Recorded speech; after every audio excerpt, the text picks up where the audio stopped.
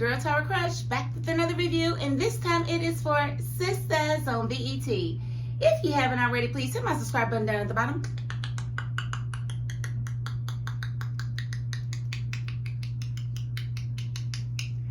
Thank you so very much. And hey, I'm gonna get right into this review, but I first want to thank you all for really supporting me last week. Y'all really let my little video go last week. I was like, okay.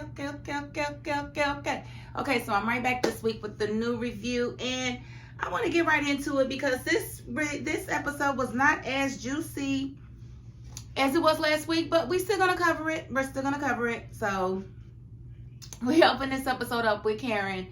She just got the news that she's having twins. She's a little taken aback. Now she's got to deliver the news to Zack. She comes out and he's excited to see her. And I'm going to tell y'all straight up, I don't know how to take Zack. I really don't. I don't understand his excitement. He acts as if this baby was made in love. This baby was made in lust. If it was made by him at all. There was no love in this whole conception. Like, you literally went and crept in her office and hit her on the wall. That's how the baby was conceived, was on the wall of her office. That's not romantic at all. Nothing says I love you more than a baby on the wall. I don't understand his giddiness. This, oh my God, oh my God. No, calm down. That's not your woman. You don't have that much excitement for a woman that is not yours, that you about to have a whole connection with, that you don't really even like, remember. I don't get how they're writing Zack's character. It doesn't make sense to me. One minute, he feels like Karen is for the streets. The next minute, he don't want to wait on the DNA results. He double barrel shot that thing. Really? If you would have said that to me and you was my dude, I promise you would have been sitting there with Karen and that y'all would have been planning y'all's baby's future, because I would have been out of it. You double barrel shot it, bro. Like, you know what? Be happy if those are your babies, but you don't know those are your babies and you know how your woman feel about it. So why you would just be so lost in the moment, I don't know.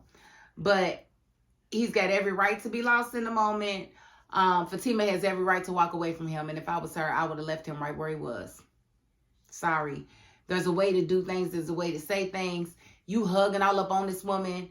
What makes you think that that's appropriate for you to hug her? Touching is inappropriate. I'm sorry.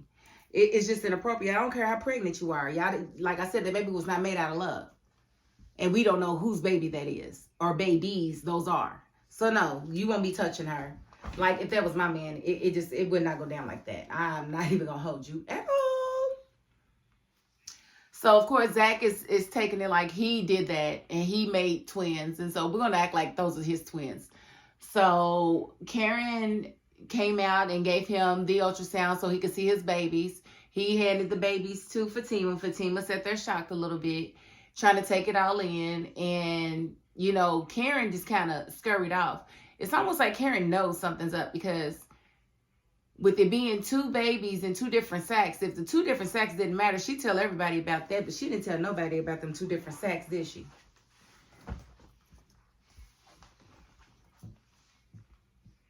Why wouldn't she tell Zack that the babies are, you know, it's two babies and they're in two different sacks? Why wouldn't she tell him that?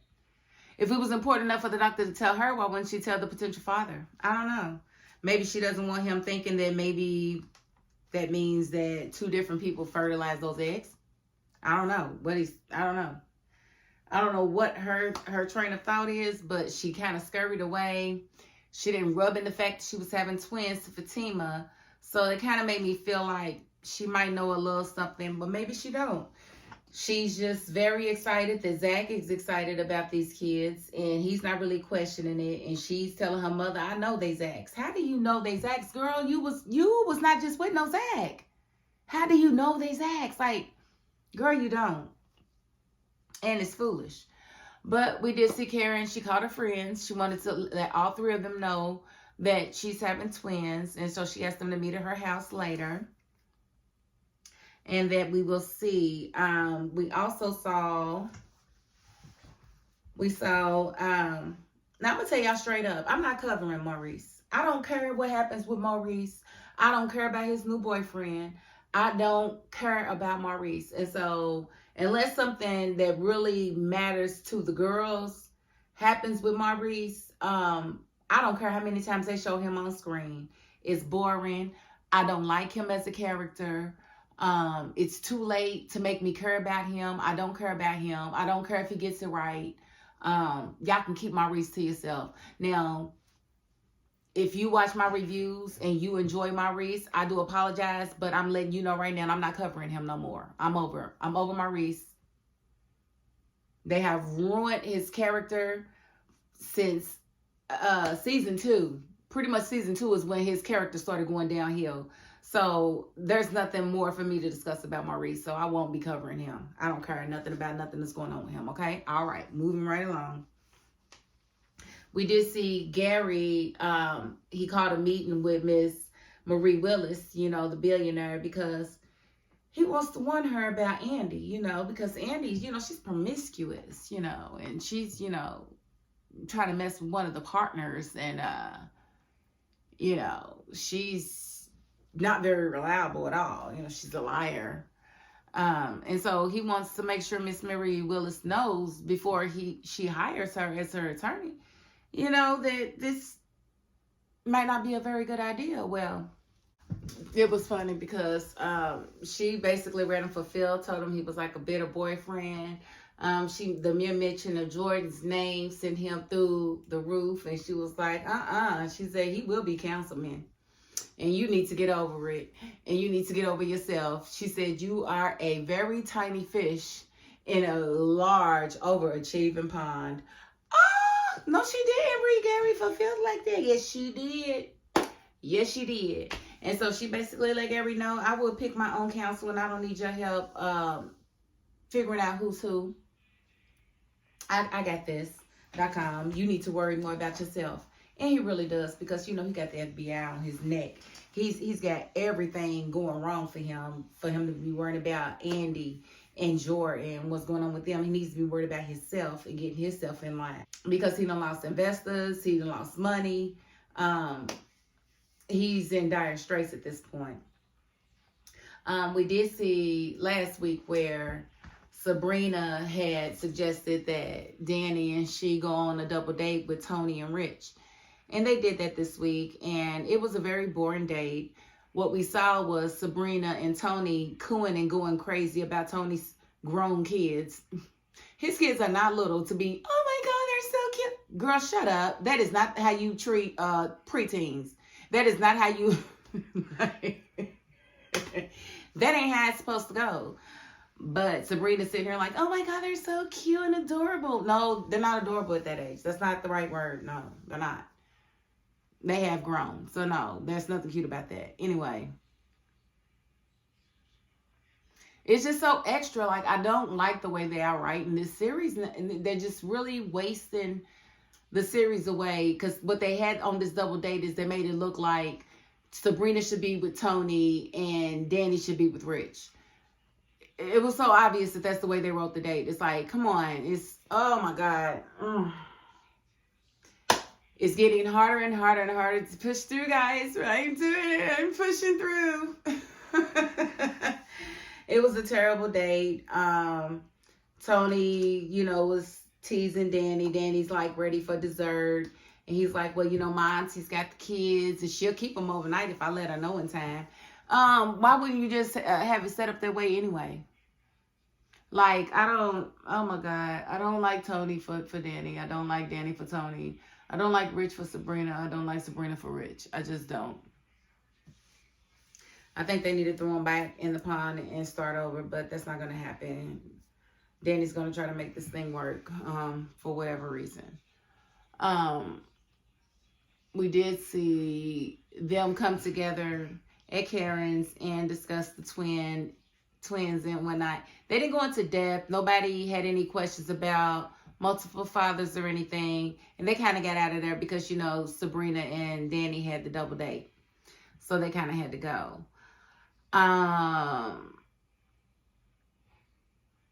But, you know, Karen, she seems happy and excited about her twins. And, you know, I'm just gonna say that they're Zack's twins because you know what? If he wants to be excited about it and not worry about child support and stuff like that, then that's fine. Then we're just going to have to say that it's going to be Zack. And he done forgot all about, she said she was going to take him to, like, I don't know why they are writing it like this. I don't know why they have Zack so all over the place. But writers, hear me out. Stop this. Y'all are going to ruin this show. Y'all are going to absolutely ruin this show by not having any type of consistency with these characters. You can't have a character feeling one way, one episode, and then forgetting all about those feelings, never reconciling them, and just having a whole different attitude towards the situation the next episode. You can't do that. We're not dumb, okay? We're not dumb. We're not stupid. We need some consistency, and we don't have that. And if you guys need me to join the writing team, you guys let me know, because this is getting ridiculous. Like, extremely ridiculous. Like, literally 3 episodes ago, Karen was for the streets as far as Zack is concerned, but now he's hugging her and excited about twins that he don't even know is his. Okay? So I just beg of you, just a little bit of consistency, because this series, like I said, it's the biggest thing I got going, but I will drop it like a bad hat. I'm not dropping it, so I need y'all to get it together. I'm not gonna drop it, but I'm gonna complain every day. Every week I will be complaining. Please get it together. Okay, and so we see that Andi does meet with Penelope. She wants to warn Penelope about Gary. And basically, there's a situation with Gary that when he was in junior high, he took his junior high prom date to prom. She never made it home. They never saw her again. And he claims that she found her own way home. He doesn't know what happened to her. So Gary's probably guilty of murder and probably has been doing it multiple times throughout his life if he got away with it when he was a child. So Andi did uncover those things. And why she wouldn't take all of that to Jordan, I don't know. She should have taken everything that she got from her attorney friend to Jordan so that he could be aware of exactly who he's dealing with and who his sister's dealing with. Why she thinks that she could just divvy out that information and everything will be okay, I don't know. But Andi, you're not smart at all, so that's dumb. So we're going to go ahead and call that a dumb move. You giving Penelope this information and trying to get her to do what you say. Who are you for her to follow? Here you are, the ex-girlfriend to her child's father, the child that she's carrying, right? And you come to her and you tell her, I've got all this information on him. You need to stay away from him. You and the baby, stay away from him. Don't that sound suspect all by itself, just considering who you are? You should have had somebody else go to her with that information. You weren't the person to deliver it as far as I'm concerned, because I would be looking at you sideways if that was me and I was carrying this man's baby and you had all this so-called information on him that you didn't know nothing about before me, and then all of a sudden you got this information. Yeah, I would be looking at you sideways, Miss Andi. I promise you I would. But Penelope's just sitting there, you know, being the damsel in distress. So we're going to see exactly which way she takes that. But we did see Gary pretty much losing his mind in his office once he realized that the girl that he paid to start the scandal on Jordan has recanted her story and says that, you know, it was all fabricated. And so he's afraid now that it's going to trace back to him and his partner as far as the girl letting the public know why she came out with that story. But right now she's being quiet. And so what we saw at the end was Gary talking to his partner, and he was like, you know what we talked about? And he was like, yeah, we got to get rid of her. So they're either talking about getting rid of Penelope or getting rid of the girl who came out with the fabricated story. If I had to guess, I would say it'd be the girl with the fabricated story, because they don't want her to bust them out. I don't know, but he could get money if he got rid of Penelope, because he did change her life insurance policy over to his name, making him the beneficiary. So We really don't know who he's talking about. I'm just gonna take a guess and say it's one of those two. Last thing I want to cover is just Zack and Fatima. She did come back, and they did, you know, he kind of apologized to her. She let him know how she felt, that she let him know that she felt like he wasn't considering her feelings through everything, and he agreed that he had been a little insensitive or whatever. So he apologized and let her know that he didn't want her to kill him and this and that. So they're on a good foot, but at the end of the day, she's better than me. I wouldn't be in that house with him. I would tell him to call me when you figure out whose babies these are. I would be out, because is she really gonna want to deal with Zack if he's got 2 babies with Karen? And we gotta remember, she ain't pregnant on Sistas yet. She's pregnant on Fatima, which is another thing that ticks me off about these series running concurrently. So right now, if I was Fatima, I would be out. Like, I don't want nobody with 3 kids, and I ain't got none. I don't want someone with a 3-child, head start. And then, not to mention, if it's twins, Fatima's going to be responsible for those twins as well. So she's not going to be able to get sleep. She's not going to be able to, have leisure time, because she's going to be dealing with babies that she didn't even birth. And she shouldn't have to. I said what I said. She is in law school. She's going to need time to study. She's going to need quiet time. She shouldn't have to dedicate that to babies that ain't got nothing to do with her, that were made on the wall. If he wants somebody to be with his wall babies, they need to be him and his baby mama. They don't need to be Fatima. Fatima needs to decide exactly what it is that she wants, because she ain't got to deal with this ghetto stuff. This is ghetto. This is hood. And this is beneath her. She doesn't have to deal with this, so.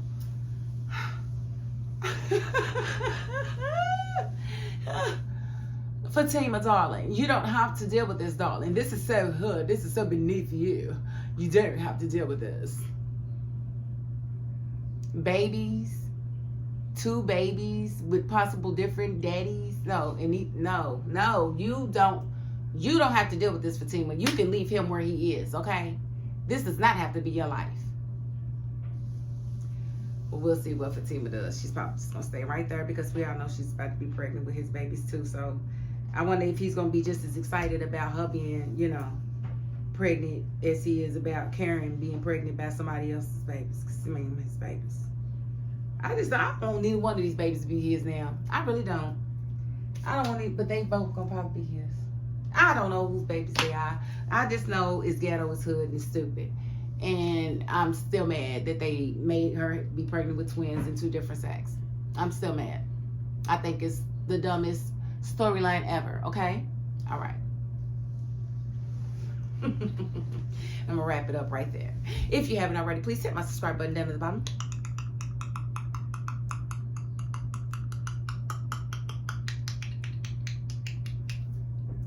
Thank you very much. And if you aren't the subscribing type, you still got to the end of this video. And that's more than I can ask of anybody. So thank you. And that is my $5.02. Peace.